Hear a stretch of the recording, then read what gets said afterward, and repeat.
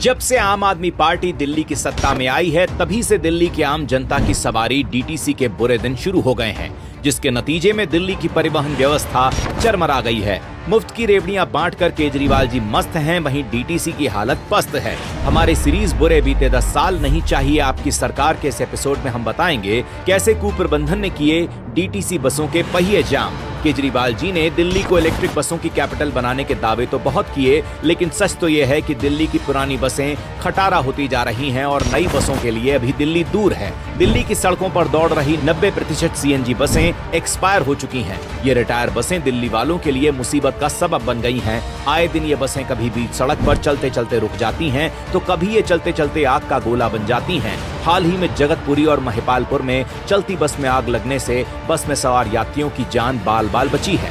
इसके बाद भी दिल्ली सरकार नींद से जगी नहीं है। इन पुरानी बसों को सड़कों से धीरे धीरे हटाया तो जा रहा है, लेकिन इनके बदले दिल्ली वालों को नई बसें नहीं मिल रही। हर साल अब तक 225 से ज्यादा बसें सड़कों से हट चुकी हैं और दिसंबर तक करीब 400 बसें और हट जाएंगी, यानी कुल 619 बसें इस साल सड़कों से कम हो रही हैं। वहीं 2025 तक डीटीसी की 2000 से ज्यादा बसें हट जाएंगी। दिल्ली सरकार ये दावा कर रही है कि अगले साल तक डीटीसी के बेड़े में कुल 10,000 बसें होंगी, जिनमें से 80% यानी 8,000 इलेक्ट्रिक बसें होंगी। लेकिन हकीकत यह है कि अभी दिल्ली में सिर्फ 1650 ई बसें ही चल रही हैं, जिनमें से ज्यादातर बसें केंद्र सरकार की फेमा स्कीम की बदौलत दिल्ली को मिली हैं। लेकिन इन इलेक्ट्रिक बसों के लिए दिल्ली सरकार कितनी तैयार है, ये हम आपको बताते हैं। दिल्ली में ज्यादातर इलेक्ट्रिक वाहनों के चार्जिंग पॉइंट खराब पड़े हैं। दिल्ली सरकार के दावे के अनुसार दिल्ली में 4,793 चार्जिंग पॉइंट और 31,000 चार्जिंग स्टेशन हैं, लेकिन आलम यह है कि इनमें से ज्यादातर चार्जिंग पॉइंट खराब हैं। चार्जिंग पॉइंट न होने से दिल्ली में इलेक्ट्रिक वाहन लेने वाले लोग